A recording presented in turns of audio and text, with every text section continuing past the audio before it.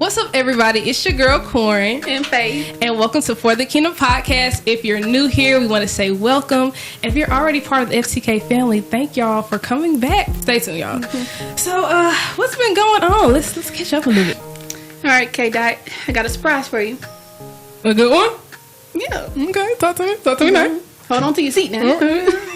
Real? Okay, so I got us these concert tickets. So mark your calendar for the weekend of 23rd. Ooh, Kiara? Sheer? Yeah. No. Chris? Brown? Yeah. No. Guess. Okay, don't guess. Rashida. Kirk's Rashida. Yeah. You'll be going by yourself. Give the ticket to somebody else. Y'all. Come on. Absolutely not. VIP, free food. They giving out food and everything. I can do that at the house. DoorDash. I can pay for that. I'll pay for that. Food. You know she was a hit back then. What's it? Bubblegum. That's the only song I know. Marry Me. Marry Me. That went viral. And Bubblegum. Mm-hmm. There was another one too. Which one? I don't know. I say that title. I don't know two. It was kind of spicy, so I ain't gonna say that one. But no, the third one. Yeah. But y'all, did y'all see K Michelle sing about Rashida the other night? I think she had a concert or something. Mm-hmm. Oh, she brought it back. See, I only knew it from the concert. No, she brought it back from the episode. I didn't know that. I don't think it is. She just sung it. But y'all, did y'all see that? Rashida got backs. Oh, girl. Okay. Let's get into the episode. Okay, for the old people in the world, who is this? Love and Hip Hop. Love and Hip Hop. VH1. It's like a reality TV show. That's a TV show. Yeah, rap stars, upcoming artists. Oh, okay. Mm-hmm. Well, I'd say that the producer always speaking for the old people. Mm-hmm. I didn't know. The last person I seen on Love and Hip Hop. I think K Michelle the only successful one, or one of the few successful. Mama D. That's like successful.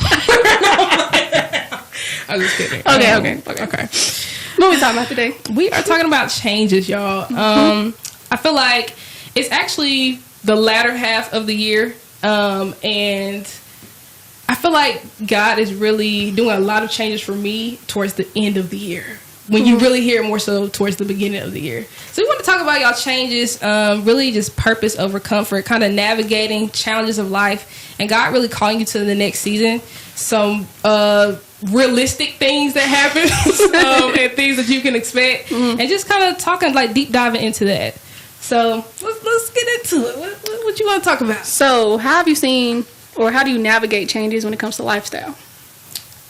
I feel like sometimes we can make our lifestyle an idol. So we get into the idol of routine. So kind of like you get comfortable doing the same thing over and over again. So I would say definitely prayer, because sometimes I feel like I'm in a crisis. Like my life is over because one thing changes, and so I'm having to navigate all that. So I would say prayer is like the biggest thing. And then like including God in my new routine. So kind of prioritizing him first and letting the other things kind of flow. That's the easier thing for me, I found. What about you? Definitely health and fitness. Get Dream Body has been on my New Year's resolution for 10 years straight. I'm not Don't playing. do yourself dirty. I'm not. I have been. That's why it's been on up 10 years. But that's been on my resolution list. And it's just like, I know what to do, you know, eat cleaner, exercise, lift weights, all that, but it's just doing it. Right. It's so much more comfortable for me to go to the drive-thru, get home from work, get into bed, binge watch a show instead of exercise. Any good things out? Any good things out? Shows, binging that you've been watching? Speaking of, I watched Temptation Island. was that good? It was. I have not gotten to that They yet. said it was less spicy than Love Island, so I had to check it out. I want to watch Love Island, y'all. There was a girl that's from Alabama. That's actually her sister went to school with me, so I really want to get into it. I never did. So Temptation Island might be a good drawback.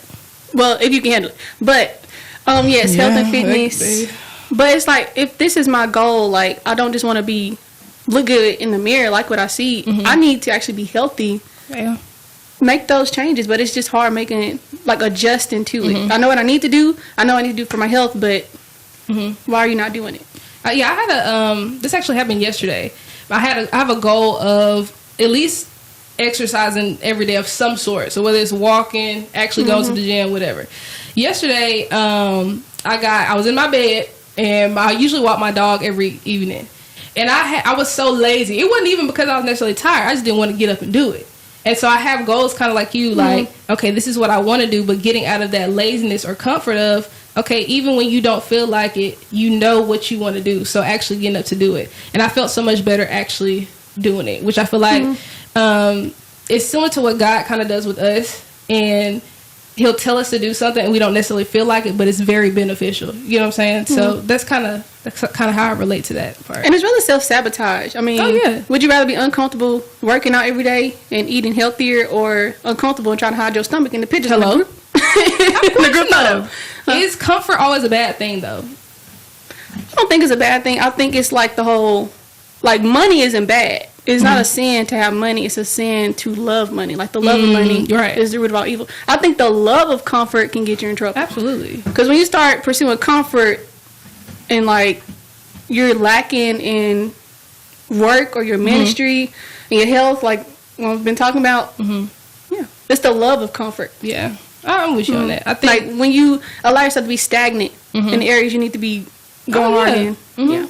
I think we sometimes, like, I've gotten kind of upset with God for him changing my rhythm.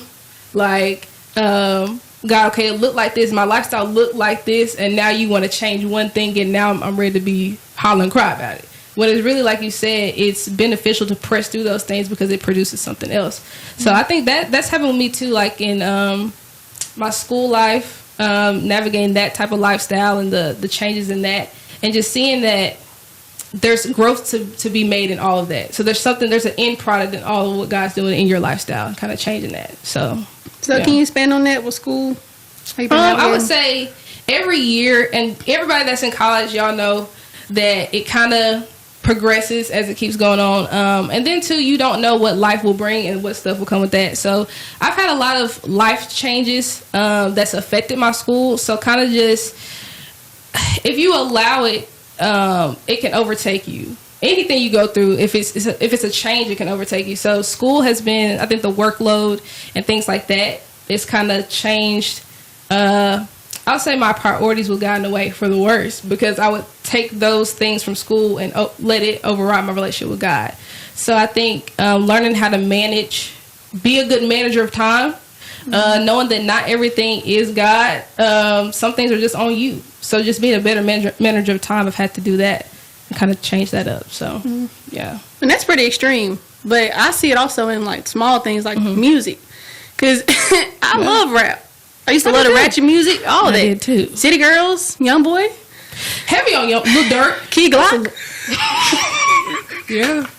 It's a low key Glock. Yeah.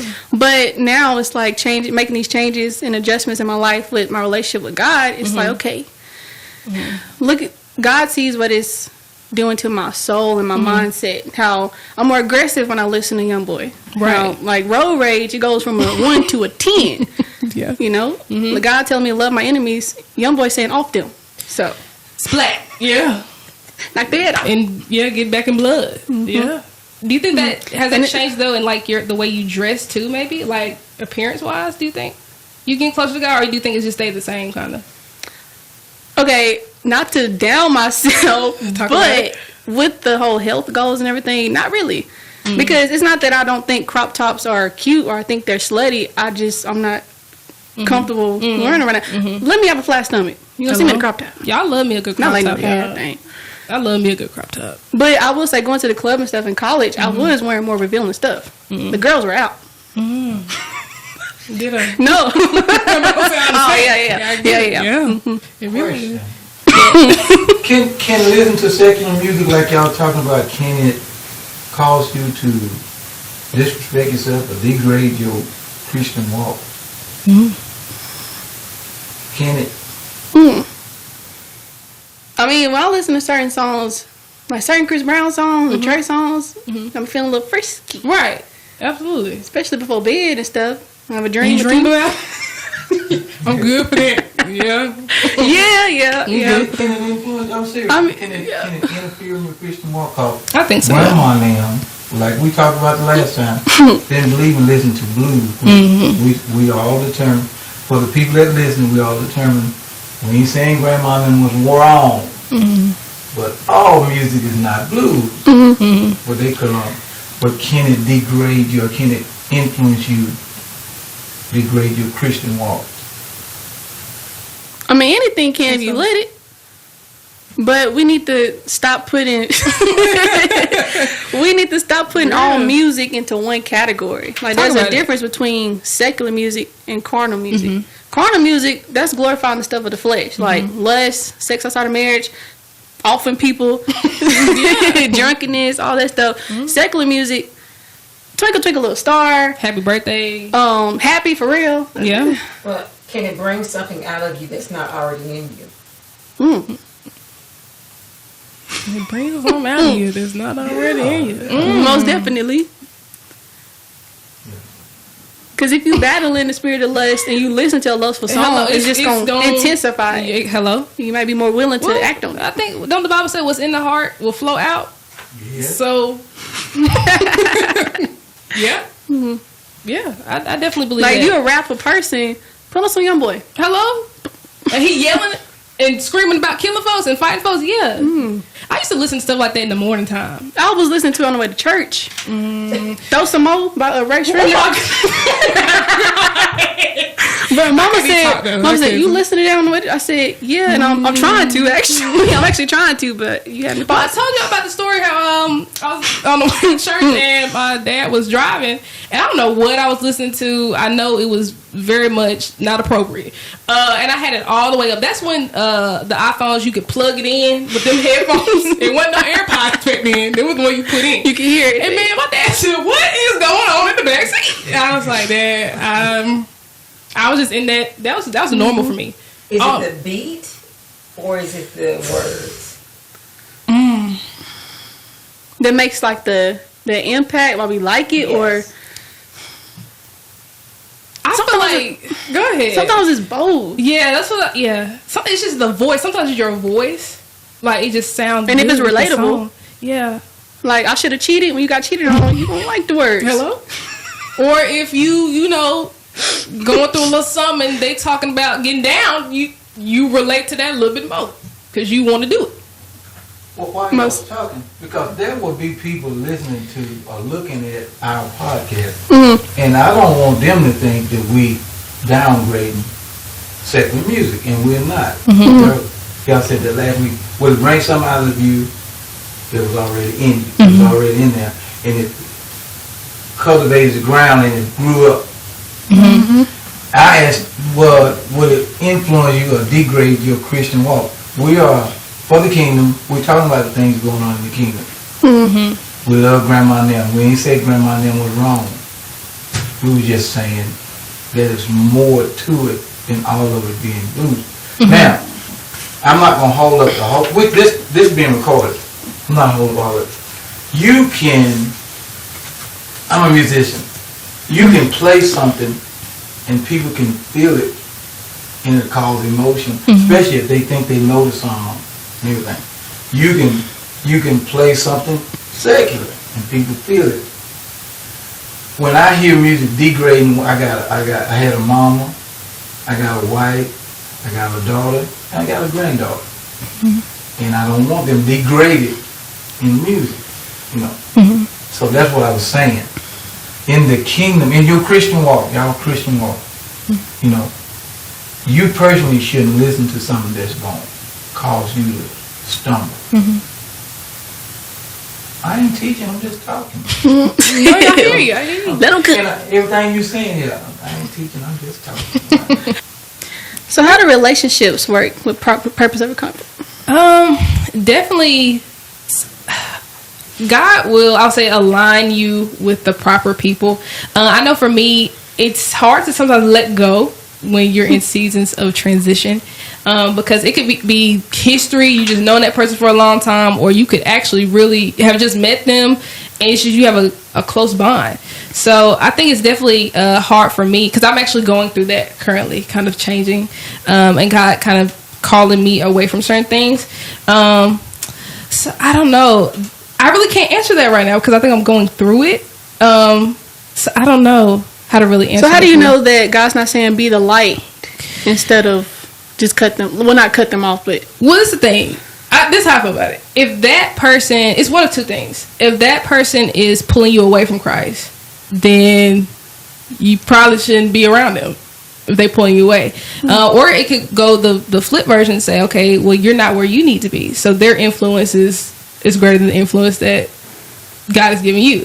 So I think just knowing knowing where you are, being real and knowing where you are, and also like that comes with prayer too, because some people you are meant to be a light. You should always be a light, but some people aren't meant to walk with you all the way. So you got to kind of know the difference in that.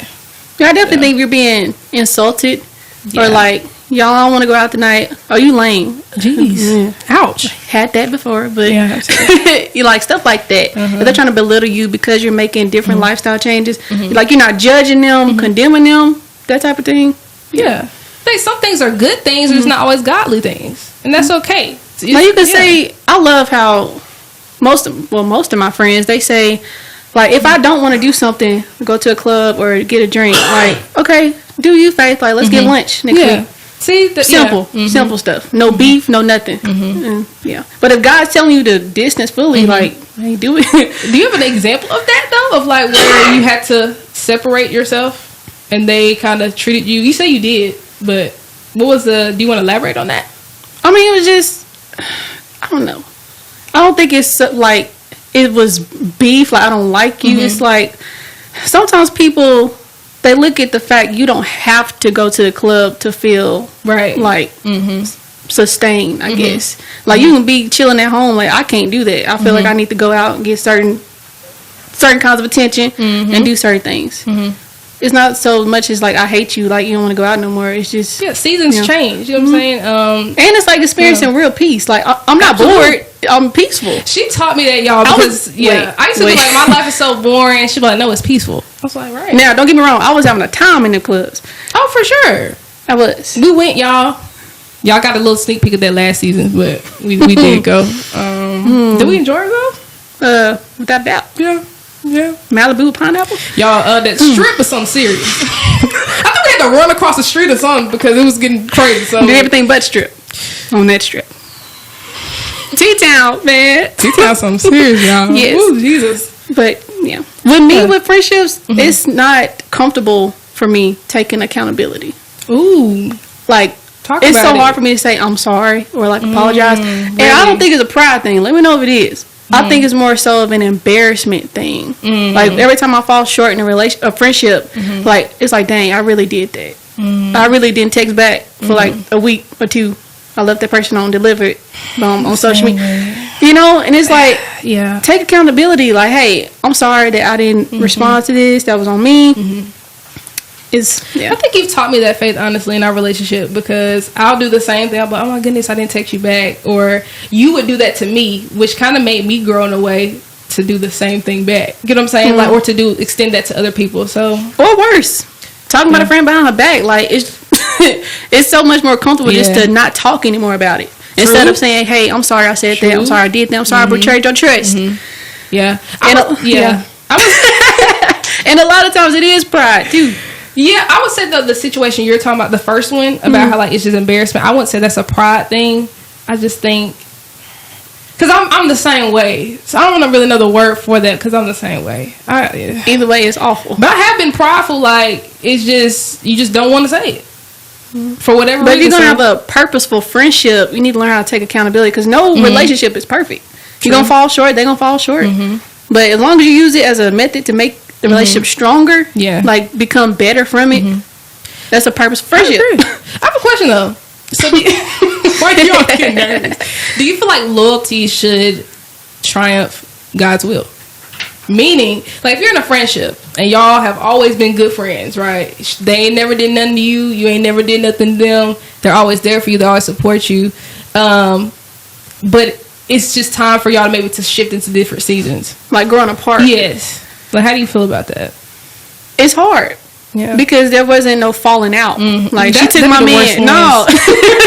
No, we just on different. It's real. Yeah. Because I had a situation where we were long-time friends. Like we said, we're born in, not sworn in, because our parents are friends. And we just, made different decisions, wanted different things out of life. And it was hard. Because you got the memories, the history, but God wants me to do this, and I don't want to water down or shrink myself down so we can stay friends. It's very challenging. Yeah. It's easier to say, like, we're growing apart. Oh, yeah. If you really love that person and enjoy the memories you have with that person. Yeah. Yeah. That's, I think, I'm going through something similar actually now. That's what I was mentioning earlier, y'all. And it's easy to be like, the word say this, the word say that, and God say this. But like when it really come down to it, it be hurting y'all, like for real. Like it's the application part is it's not tough. Comfortable. Yeah, it's not comfortable. But again, I have to trust that God has my best interest at heart. You know what I mean? And so if he calls me to a certain place or tells me to do something, it's not because he don't want me to have people that love me or that I have fun with or any of those things, but it's just part of the purpose and plan. So you may not understand it right now, but getting to know God, you will learn to trust his heart more. And even though it is hard and you're going to have the questions and kind of be, maybe have up and down days, you can still stick on the mere fact that God got me and he has this plan for me. So give you the grace to do it. Yeah, so have you seen that in romantic relationships? What exactly? Like purpose of a comfort. Absolutely, because y'all, the relationships, I don't got words for it. I have never been in a God-centered romantic relationship. So, ditto. So it's it shows now because I'm single. Are you? No, you ain't have to say all that. That's for another episode. That just threw me off, y'all. Anyway, Jesus, that just threw me off. But yes, I have seen that in romantic relationships because it's just really the fruit that people bear, and actually taking accountability, like we said earlier, the fruit that you bear. So I used to pray because I was always religious in that way. So I would pray for this list of things like, God, let him be this, and I was nowhere near those things. And so being in those situationships and all those things, it really just showed me that I'm not who God called me to be either. So that's kind of how that played out. I'm not gonna lie, when I was everybody saying when I was in the world, when I wasn't living how I was supposed to live. Technically, we're always in the world. I was attracting way more people. Like, yeah. I mean, it was at least getting some slide ups, hard eyes. Oh my gosh, beautiful when you post some on Snapchat. Way more people. But now, living a different lifestyle, it's like hidden. The phone is dry. Or you attracting the right people? No, because I was the wrong person too. Clap. I wasn't right. That's real. I was going to church, but Sunday, not Monday through Saturday, Sunday through Saturday. As soon as I left the building, heathen. Didn't retain no words. So why would I attract a godly man? And I was right there with him. Yeah. It was like not in love, but in lust. In lust. Oh, you look good. 6 foot something. Light skin, brown skin. It didn't matter to me. But it was a vibe, y'all. Like, especially when you turn 16, you driving, you go see them at the games and stuff, go to the movies. But now it's like, I don't got none of that. The after basketball games or football games. McDonald's parking lot. What was that? Sonic. We did Sonic. That was our. Then y'all have like a shootout. Y'all, Decatur Sonic is lethal. And it's not Decatur, Georgia. Yeah. But you know what? I feel like stuff like that really be signs that God said you ain't have no business being over it. So that kind of worked out. Yeah. But I'd rather have a dry phone instead of a DM full of demons. Ain't that up? You right. And it's like you ate that up. Now it's like, yeah, I want a godly man. I want somebody who's humble and all that stuff. But let me go on a trip. Let me go to the movies. I'm thinking about, man, I really want a man right now. I just went to a wedding and Jesus. You want a man or the right man?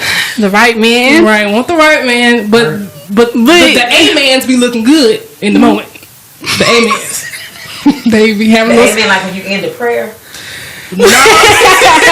Shoot, that's men. No, we talking about A man or D man. The A man at that point look kind of good. Mr. Right now looks good. Mr. Right now be looking good. Hello, because sometimes in that moment you be like, God, we'll get to D man later. I just need. And literally, that was what 2 weeks ago. I went to that wedding. I was willing, like, hey, if he texts me, it'd be like that. Lo and behold, he got me. I was like, oh, you shot him back? No, don't get shot now. Talk about it. Yeah. I mean, yeah. That's real. But and you know what? You know how this does apply. Okay. Because I asked my friend about him. I was like, "Girl, who was that?" She said, "Girl, he a dog." I said, "Roof." Yeah. I said, "Roof, roof, roof, bark, bark, bark, bark." No, like I was literally willing to like, hey, if you try to holler at me. My friend, I ain't literally gotta go. I ain't gotta be snide crying, sliding on the wall to find out he a dog. I'm getting told he a dog before we even add each other on social media. Real. And I'm willing to talk to him. If he holler, I'm gonna get my megaphone and holler back. So I'm doing good when I'm by myself, just going to work, go home. But you get in a situation where you see some firemen, it's a challenge. It's not comfortable. Your change gonna be tested to see how much you really change in that moment. Now, temptation's there, y'all. Temptation's always gonna be there. That's not gonna change. It don't matter how far and close you are with God, the temptation's always gonna be there. But I'm proud of you because you know you were about to not be. I'm sorry. There's nothing wrong with temptation unless you somewhere pork chop around your neck. You don't have to worry about the line. Man, he was fine. Yeah. I'm sorry, y'all. Lord, the Lord is my strength with a T. The Lord is my shepherd. He know what I want. Hello? Yeah. But okay, getting off of that, it's an adjustment. Reels back in. So like that, it's an adjustment. Actually, waiting on God to send you a spouse instead of just talking to whoever hollered at you. Because the patience and perseverance to get to that point, it's hard to wait. And I heard somebody say, "Is God in control of that, or you?" Of waiting? Like the length of time, you know? Yeah. Well, it depends. Because I heard somebody say, you're not waiting on your spouse, you're becoming. Like, it's a season of becoming who that person needs. So sometimes it is you. Because God, just like he's not going to send his daughters into chaos, he's not going to send his... I'm talking to you. Just like God's not going to send his... If I get a word in edgewise. Just like God's not going to send his daughters into chaos, he's not going to send his sons to chaos either. Yeah. And it's not just about cooking and cleaning. I mean, do you know how to talk to him when you're mad? Yeah. Please talk about it. I just said it was hard for me to apologize. Can't listen. Why would God send... Don't know how to communicate. All those, y'all, I'm not even going to lie. Communication has been a weaker point of mine, so I've had to work on that. Like, because I can express how I feel, but I wouldn't even say that. Let me backtrack. I can listen to somebody what they say, but because I may not agree with it, it may not have the best results. So, learning kind of like you said, God needs to work on that. Before I'm talking about a husband. If I want a man to listen to me and be respectful in his response, then I need to work on that. So until I get there, then I'm not saying God can't necessarily send you a person, but for the product that it's supposed to be, it might take a little bit longer. You won't be perfect when he sends you that person. No. I'm single, I know that. Married people, I'm sure you continue to grow. That should be the goal, even in marriage. So let's go back to this temptation. How important is it to be physically attracted to your person hypothetically, fella at church, he knows the scriptures, he sings well, he knows all the right things to say, but maybe not as easy on the eyes as you may like him. How do you balance him being the person on paper that you like and not being physically attracted to him? Or do you? Or do you say, God, that ain't it? The latter. Man. God, you're going to have to tell me. Like, Yeah. Okay. Ain't nothing wrong with it. I said this in the most humble way. I truly said this humbly. I don't think I'm ugly, or hard to look at. So I'm saying, I feel like God, He would give me somebody that feels the same way, and vice versa. Yeah. So you can relate on this if you want to speak on it on you, but he may not, or whoever, if it's a guy watching, girls, they may not be your usual type. Like if you used to dating Hispanics and got you a black person, it's not that they may not be unattractive, but it's like, dang, I'm used to dating this verse. I'm used to dating this height. This is true, y'all. They're not unattractive. They're just not your usual type. Yeah. So as the auntie in the corner, I asked her. Auntie's corner. Oh, that might be a little. That's what I'm gonna put on the caption right about. Auntie in the corner. So the reason I asked it, I think a lot of times in Christianity or being Christ-like, people try to guilt you into attraction and selling a book of this looks good on paper, they do all the right things, but you're miserable because you're like, I don't like looking at you. Right. I don't gotta put it back up your head. Attraction is a thing for a reason. So I just wanted to just flatten that out because I think a lot of times people like to sell. Well, he has a job. He's supposed to have a job. Somebody told me she's supposed to have a job too. Like, you don't get a cookie for air. Thank you, God, for the breath. We need air to breathe. But I like that. So somebody told me to talk to somebody, and it was like, he going to school to be a doctor, but I wasn't attracted to him. I was like, that's why I got insurance. And just for extra backup, got my healer. So we don't gotta worry about that. no, that's number one. Shoot, that's the solidifier. God, I don't want none you selling, none you prescribing. Yeah. Even if you was an illegal drug dealer or a legal one. Attraction's not the top thing, but it is a thing. It can't override character. Right. Okay, that is true. So it's important. But I say it's God, character, looks. If we're doing it in that order. Even the looks, the first thing you see though. Cause you can look good, right? You look good, but your character's horrible. So I'm automatically gonna be like, The looks gonna draw you in, but the character gonna keep you. So that means a good character and he's not as pleasing, he can get you? well, slow down. You got me right. I didn't say that. So clean. He has a. Because if somebody trying to shoot their shot, they go like, you know what? Because you can't see. I know she said she like light skinned, tall. Jesus. I'm a little darker and I'm short, but I have excellent character. Does he have a shot? You paused. Technically, Right. yes. Technically, everybody has. You can take a shot. You might not make it. So technically, everybody got a basketball in their hand. Now, whether they can shoot or not, that's a different story. But I'm gonna say yes. That was like. I like how you try to slide out of it. The answer, everyone, is no. Hopefully, a light skinned 6 foot fine looking gets the rebound. There you go. Yeah, but see, this is the thing, y'all. I have though. She tried to kind of calm me out, but I have met that where it's a different type than what I usually go for. That's all I'll say. So but you was attracted to him. So in Auntie's corner, I'll just say this: you can have a type, but be open to what your inner is saying. I agree with that. Because just with the shot, if you don't give it a shot, you may not know that he can score. This is true. So this is true.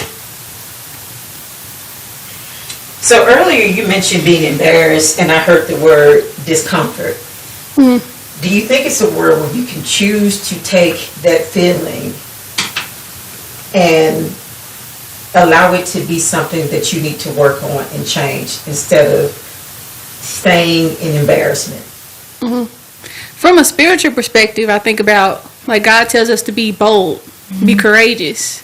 Like, why am I walking around in shame and condemnation and embarrassment for something that I did? And when God, he doesn't see shame when he looks at me, Right. you know, like, make it right with him and that person if you can. And from a natural point of view, you have the embarrassment, and then you're walking around, if you see that person, you dodging them. That takes more effort than just apologizing to them. More energy, yeah.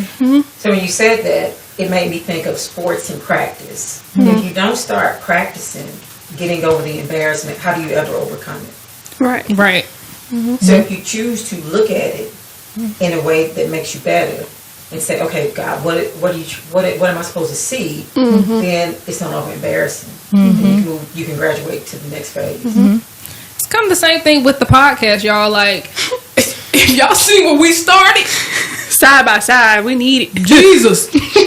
But like, we were definitely embarrassed. We were scared of the camera. We didn't want to be on it. It was so many factors that went with it. Anxiety. Yeah, but over time, like, we're seeing God as we continue to present ourselves and make ourselves available to learn and grow. It's getting better every time we go. So it's the same thing, y'all, with spiritual things, or like they said, the natural things. The more that you put yourself out there, you can grow from it. It won't be as taxing as it usually is. That's the thing. Faith without works is dead. You can pray. I could pray for 12 hours. Lord, rid me of anxiety. But it was power when I started putting biblical affirmations on my mirror. When I started taking walks outside, getting fresh air and sunlight, that helped me get over that anxiety. And it still comes up at times, but I pray it away and do those practices that you're doing. It's the same thing with God and anything else that we deal with. We don't know, my pastor always says that, we don't know God to be a healer unless we're sick. You know what I'm saying? We don't know God to be certain things unless we're in certain positions, because that's when he shows himself and his character. So the anxiety thing is the same thing. Or anything else, y'all. The smallest thing that you can think of or the biggest thing that you can think of, God is still the same and he operates the same. So, and one more thing, that whole embarrassment thing, you'll rob yourself of more good friendships if you stay in that place. Absolutely. Like, you'll get into a place of, oh, I don't deserve friendships. I'm acting like this from the last one. This happened months ago, weeks ago. Have you ever done that? Can you get back up from that? Like, just move forward. Yeah. Have you ever been in that position personally, to where you felt like you weren't good enough to, like, be in friendships? I mean, sometimes. Like, dang, like, that was a good friend. I did that. I was going AWOL, MIA. Why are you asking for more friends? First of all, why are you asking for more friends in prayer if you're doing your friends that you have now like that? So the title of this episode, or the context, is purpose over comfort. So can you be comfortable in purpose? No. I say no. Can you consistently be comfortable and be in working purpose? I would say no, because I think there's a difference between comfort and peace.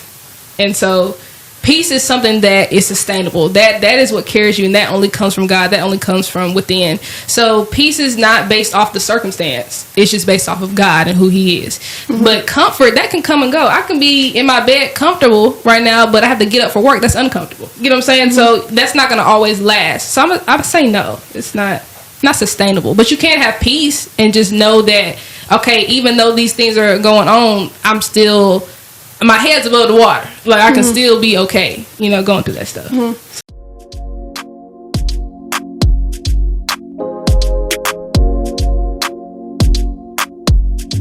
However, God, he wants us to manage our anger in a healthy way. This is true. And that is challenging. And we're going to talk about that. There are some healthy ways.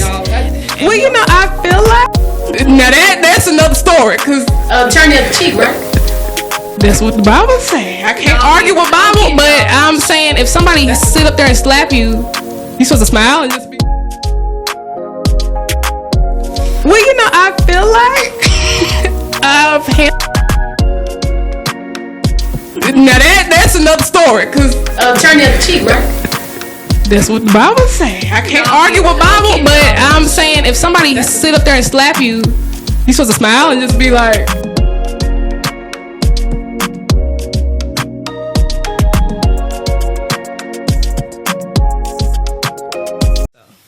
say no because when you're walking in purpose, you don't reach a peak. Like ministry, for example, I'll start doing media now. Guys, what's with a podcast? And there's gonna be other things like doing more things with the podcast is gonna expand. So you won't get comfortable unless you're being stagnant. And if you ever are comfortable, I feel like that's when we stop relying on God so much. He isn't able to be God. He'll always be, his character will always remain the same, but in our lives, the way he wants to impact it, he'll never always get to be God. So I think he puts us in those positions so we're always dependent on him. So yeah, that's good. All right, you got anything else? I don't. That is so rich. That was rich. What a way to bring in the second season. Bring in the new season. Yeah. Well, that's all we have for today's episode. Yes. If y'all enjoyed this video, give us a like, comment, share, subscribe. Stay tuned, y'all. FTK family, Kingdom Kiddos. We gotta think of a name. Y'all, we need to come up with something to call y'all. I think Kingdom Kiddos, Kingdom Kids. Let us know if y'all got some suggestions. Drop a comment below. Yeah, drop a comment. And remember, it's not personal. It's just Kingdom business.